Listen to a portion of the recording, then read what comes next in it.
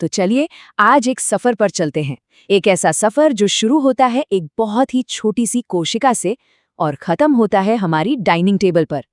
ये कहानी है जीवन की और हमारे खाने की, और कैसे ये दोनों एक दूसरे से असल में जुड़े हुए हैं। जरा सोचिए इस बारे में। एक तरफ है एक इतना बड़ा हाथी और दूसरी तरफ एक नन्हा सा बैक्टीरिया, इतना छोटा कि दिखता भी नहीं।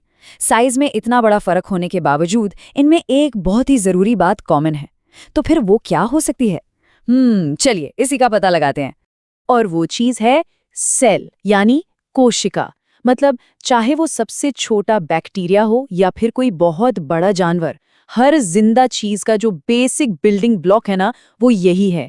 ये जीवन की सबसे फंडामेंटल, सबसे कह सकते हैं बुनियादी यूनिट है। तो जब हम कहते हैं कि कोशिका मौलिक है, तो इसका असल में मतलब क्या है? चलिए इसी बात को थोड़ा और अच्छे से समझते हैं कि आखिर ये हमारे लिए इतनी जरूरी क्यों है।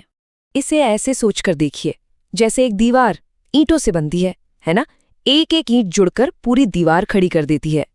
बिल्कुल वैसे ही अनगिनत सेल्स यानी कोशिकाएं मिलकर किसी भी जिंदा शरीर को बनाती हैं। ये कह सकते हैं लाइफ का स्ट्रक्चरल यूनिट है। और बात सिर्फ स्ट्रक्चर की नहीं है, इसे पिज्जा बेस की तरह भी समझ सकते हैं। सोचिए, टॉपिंग्स और चीज के बिना पिज्जा तो नहीं बनेगा, लेकिन उन सबको रखने के लिए एक बेस तो चाहिए ही ना। बस कोशिका वही बेस है, एक ऐसा प्लेटफॉर्म जिस पर जिंदगी की सारी कॉम्प्लेक्स प्रोसेस चलती है। लेकिन सवाल यह है कि इस अनदेखी दुनिया के बारे में हमें पता कैसे चला? ये जानकारी हमेशा से तो थी नहीं। इस माइक्रो वर्ल्ड को देखने के लिए उस दौर के साइंटिस्ट की जो क्यूरियोसिटी थी ना, और उनके बनाए गए इंस्ट्रूमेंट्स, उनकी जरूरत पड़ी। तो कहानी शुरू होती है 1665 में रॉबर्ट हुक के साथ। उन्होंने कॉर्क में, मतलब पेड़ की छाल में, मधुमक्खी के छत्ते जैसे छोटे छोटे खाने देखे और उन्हें नाम दिया सेल। फिर एक बहुत बड़ा ब्रेक थ्रू आया जब एंटनी वॉन ल्यूवेनहुक ने पहली बार तालाब के पानी में जिंदा चलती फिरती सेल्स को देखा। कमाल था वो। और फिर लगभग 200 साल बाद श्लीडन, श्वान और विर्चो जैसे साइंटिस्ट ने इन सारी जानकारियों को एक साथ जोड़ा और सेल थ्योरी की नींव रखी। मतलब कि सारी जिंदा चीजें सेल से बनी हैं और नई सेल्स हमेशा पुरानी सेल से ही बनती हैं। तो ठीक है, अब ये तो पता चल गया कि सेल क्या है। अब जरा इसके अंदर झांक कर देखते हैं।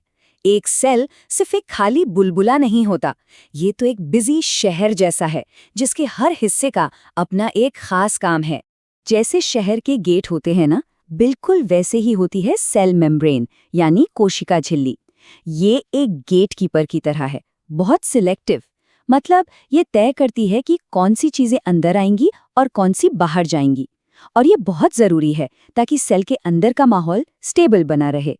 चलिए आप जरा बड़े स्केल पर सोचते हैं। एक इंसान के शरीर में खरबों सेल्स होती हैं, खरबों, और ये सारे छोटे छोटे शहर लगातार काम कर रहे हैं। तो सवाल ये है कि इन्हें चलते रहने के लिए क्या चाहिए?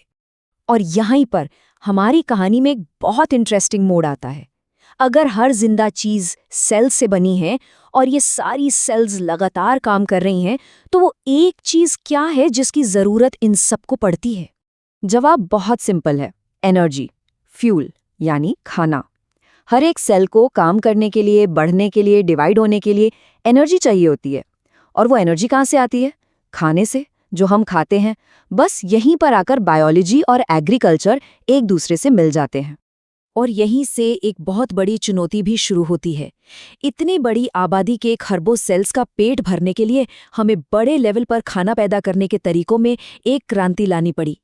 इस मामले में 2 बड़ी क्रांतियां हुईं। एक थी ग्रीन रेवोल्यूशन, यानी हरित क्रांति, जिसमें मॉडर्न टेक्नोलॉजी, सिंचाई और बेहतर बीजों का इस्तेमाल करके फसलों का प्रोडक्शन बढ़ाने पर जोर दिया गया। और दूसरी थी व्हाइट रेवोल्यूशन या श्वेत क्रांति, जिसमें दूध की बढ़ती डिमांड को पूरा करने के लिए मिल्क प्रोडक्शन बढ़ाने पर फोकस किया गया। तो जरा देखते हैं कि जो हम उगाते हैं वो हमारी सेल्स पर कैसे असर डालता है। देखिए, अनाज जैसे गेहूं, चावल, इनसे मिलता है कार्बोहाइड्रेट्स। ये हमारी सेल्स के लिए इंस्टेंट एनर्जी का काम करता है। फिर हैं दालें, इनसे मिलता है प्रोटीन जो सेल्स को बनाने और रिपेयर करने के लिए जरूरी है। और तिलहन जैसे सोयाबीन, इनसे मिलता है फैट जो एनर्जी को स्टोर करता है। मतलब हमारी हर फसल का एक सेल्यूलर पर्पस है। तो चलिए अब इन सारी बातों को एक साथ जोड़ते हैं। हमने शुरू किया था बिल्कुल माइक्रो लेवल पर, एक सेल से, और हम पहुंच गए ग्लोबल लेवल पर, फूड प्रोडक्शन तक। तो ये सब जुड़ता कैसे है? तो हमारी पूरी कहानी का सार कुछ ऐसा है। देखिए, जिंदगी की शुरुआत होती है एक सिंगल सेल से। फिर जो जीव होते हैं वो इन सेल्स के बड़े बड़े समुदाय होते हैं, एक शहर की तरह। अब इन सेलुलर शहरों को फ्यूल चाहिए, यानी खाना। और बस इसी फ्यूल को ग्लोबल लेवल पर पहुंचाने के लिए इंसान ने नए नए तरीके ईजाद किए हैं। आखिर में देखें तो सारी बात घूम फिरकर इसी एक बेसिक प्रिंसिपल पर आ जाती है, सेल थ्योरी। यही वो नींव है जिस पर पूरी बायोलॉजी और कह सकते हैं कि हमारे फूड सिस्टम्स भी टिके हुए हैं। और आखिर में एक सवाल छोड़ जाते हैं।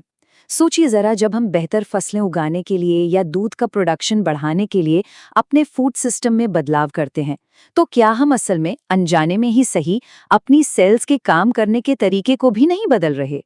खाने और बायोलॉजी के बीच का ये जो कनेक्शन है ना, ये सवाल आने वाले वक्त में और भी ज्यादा जरूरी होने वाला है।